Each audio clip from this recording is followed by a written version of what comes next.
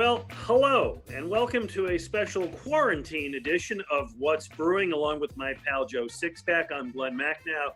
Usually we do these things from like really good brew pubs and restaurants and bars, but right now I'm in my office at home, and Joe Sixpack, you look like you're in a much more interesting spot than I am. Well, maybe from this view. This is my bar. I spent a lot of time down here, made bar myself, but what you can't see is the stack of toilet paper over there. So. Well, there you go. I got a wall of hand sanitizer over there, so I guess we're in the same position. Anyway, as you can probably figure out, our show, What's Brewing, is not currently running on NBC Sports Philadelphia. We are on hiatus. We were hoping actually to come back pretty soon, but those plans have been put on hold, as well as everybody's life. Let me just spend a minute, and Joe Sixpack, I know you agree, wishing everybody the best. Stay safe, stay healthy, stay out of trouble. Listen to the medical people. Yeah, I mean, this has been particularly tough on breweries. We're going to be talking about that a lot. I know a lot of people are out there very careful, but you know, it's a tough time. I've never seen anything like this. In my lifetime, I think I compare it to maybe 9/11, but this is far more serious than that. You know, I was talking to my dad, who's 89 years old, and he said it reminds him of polio outbreaks in the 1950s, before I was born, before you were born, when people would just keep their kids and stay home during the summers. That's the closest he recalls. But they are odd times. But we persist on, and we always start our show with a beer trade. Unfortunately, I cannot reach through this screen to get it. So tell me what you're enjoying today. Okay, well, Glenn, I brought something very special with me today. This is a unique artisanal blend. I think this one has sea mineral scents. Mine's a sour. There we go. I mean, we know how much you love the sours. All right, so what I got my hands on was this beer here. This is from Workhouse or Horse Brewing. This is their Baltic Porter. And I chose this beer for a couple reasons. One is that it's an unusual style, Baltic Porter, and I'll talk about it a little bit in a second. But the other reason is that I managed to get this beer during one of the breweries just by curbside service. I called ahead, pulled up in front of the brewery, and a nice guy came out with my cans, put them down on the table. We kept that distance from each other. So it's a great way to get your beer. Let me see that big mug you've got there. Wow.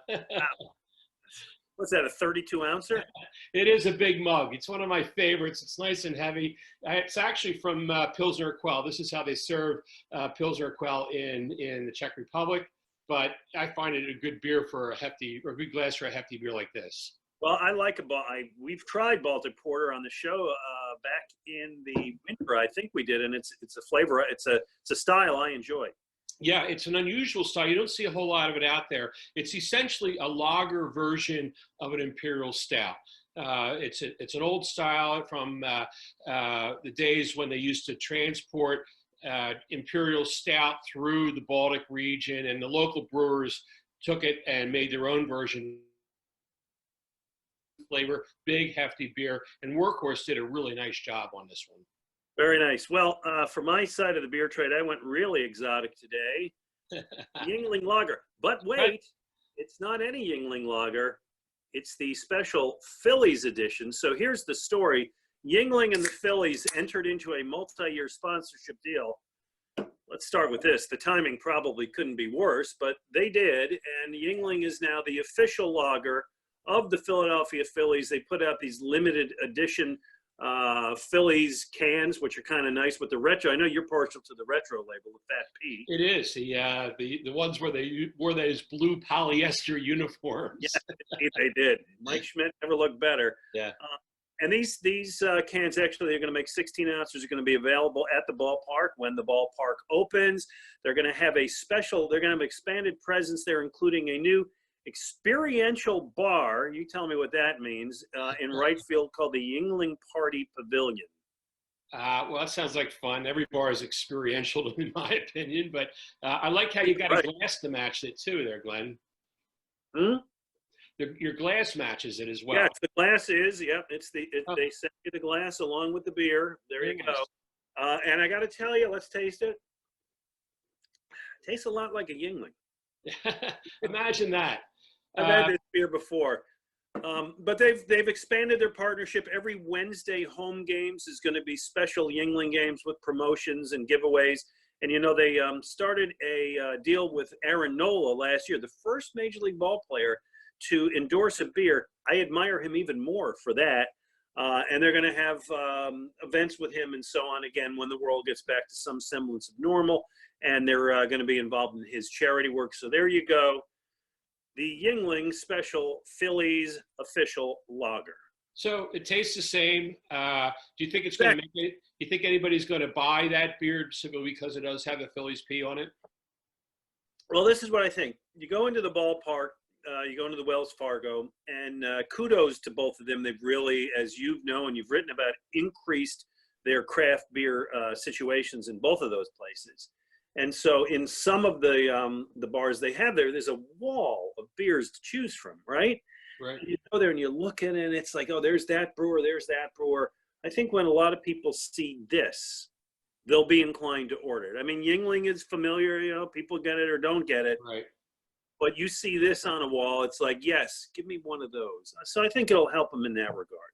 Of course, it's unfortunate. We don't know what's going to become of the Major League Baseball season this year. They've already put off opening day. What do you think? I'll give you an over-under of June 15th. You're optimistic, I think. Maybe. I hope not. I really, it's funny, today was going to be opening day in a lot of towns. The Phillies, I think we're going to play today, or either today or tomorrow. We're recording this on a Wednesday. And boy, I put on the MLB network and they're playing old opening days. Not the same. Yeah, it's really unfortunate. It's a bummer because we're trapped at home, and what better time than to sit down in front of the TV and watch sports? When you love baseball especially, right? You're Yes. at home, nothing going on. Baseball's always there.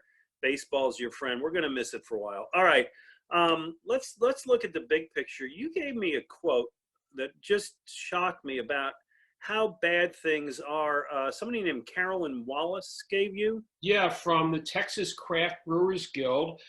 She said, I think that this is the biggest challenge of the American craft brewing industry since Prohibition, which is, I had to look at that twice, but, I don't think I disagree with her. I mean, this is a huge thing, but to put it in that perspective is pretty amazing. We've seen, breweries laying off workers. They've had to close tap rooms. There's no bars to be distributing to.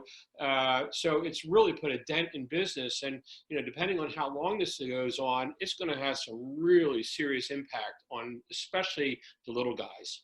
Well, let's talk about that. Let's talk about the people who would be impacted the most. I assume that places that make their own beer, that can or bottle their own beer and send it out, have a bit of an advantage over a place that just serves it in-house. Yes. That's absolutely. I mean, in Pennsylvania, I believe governor has declared that beer distributors are a life-sustaining business. So we agree. I'm a big fan of the governor these days. Yeah. Yes. Unfortunately, so many of the new breweries that have opened up have had their business model is to sell almost all of their beer through their own tap rooms. And those tap rooms are closed now. So they're the ones that I really worry about. I mean, they have no margin for error. I imagine they've got a lot of beer sitting in their vats waiting to be served. What's going to happen to them? I think some of them we're going to see start to go out of business, unfortunately. Geez, that's a shame. How many breweries, breweries in the metropolitan area? So in the metropolitan area, I'd put the number around 275 maybe. So within about, an hour or so of City Hall.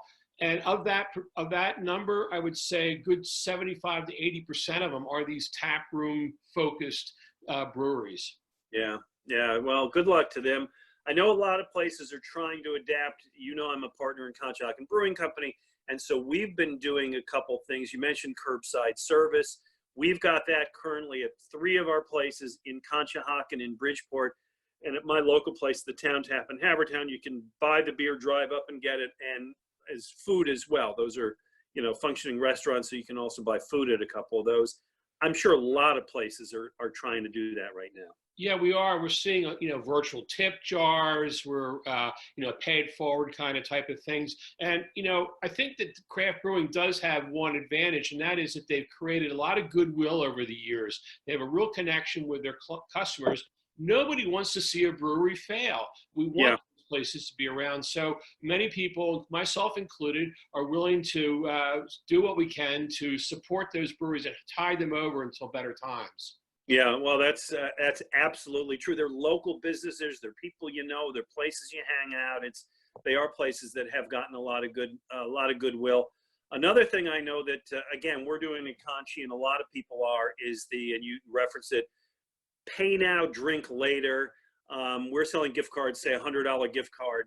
You get, a $100 deal. You get a $50 gift card, and you get 5 months of growler fills or 4-packs. So when you do the economics of it, it pays off for the consumer, but it's money for the breweries to get now. Yeah, I've also invested in that as well. And although, frankly, I forget about those cards. So I don't know if I'll ever remember who I bought them from when these places are finally open. But it's a nice gesture to people. Brewers really do need our support through this. I've read this before. Christmas gift cards to anything are the biggest money makers for the stores that sell them, right? You'll buy a $100 gift card to whatever, a hardware store, a department store, whatever. The percentage of people who use them and use them all up is staggeringly low.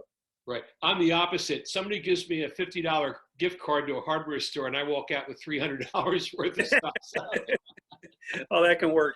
That can work for them as well. Hey, you told me a great anecdote of a brewery, of a guy who had a craft beer stash who's decided to do some good with it. Yeah, a lot of people have these kind of cellars where they've been putting away the so-called whales of those beers you're always searching for, and he has a big collection of them.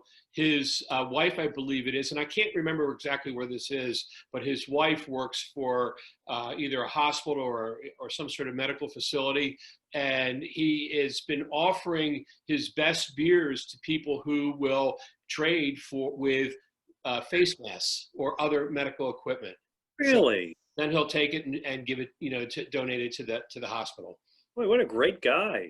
It is. It's a great idea. So you never know. Us beer drinkers do come, step it up, and you never know what you have. So, it's an idea for people out there to give it a shot. Maybe if they are looking for face masks somewhere. I think that's a great thing. And also, this isn't breweries per se, but distilleries have also decided that they're not selling a lot of booze right now. Maybe they can do something to help people. Yeah, there's several local distilleries in the Philadelphia area. I know that Tattered Flag, they're out there, and we've mentioned them before, they're out in the Harrisburg area. They reached out to their supporters who donated hydrogen peroxide, which is an ingredient in sanitizer, and then they made the alcohol and necessary to make sanitizer for local folks. Pretty cool. Something that stops the virus, because we'd all be in great shape. Yeah. Given the creativity of brewers, maybe they're the ones that'll come. I don't know. Maybe they'll come up with something. Maybe. Those guys are good. They're good chemists. Hey, one other thing, just in terms of what's happening right now and how it's impacting so many of these breweries. I'm circling back a little here, but so many of these breweries kind of live and die on events. And clearly there's no events, and there's not going to be events for a while. No, the Craft Brewers Conference down in San Antonio, they canceled pretty early. That was a huge crush to the folks in Texas. The people look forward to that thing. I know Yards Real Ale Festival here in Philadelphia has been postponed. That's a blow. I talked to Tom Keogh there. I know it was a setback for them. He says that they're hopeful that they can get it up and running in the fall if things work out. All right. So how are you and Mrs. Sixpack doing? How are you getting through this? Well, we got pretty good beer supply. We do a little. We like canoodling too, so that's my word of the day. I'm delighted for you. Good for you. Well, this is our first episode, and we'll do a few more. Maybe next time we get a tour of the bar, see your stash.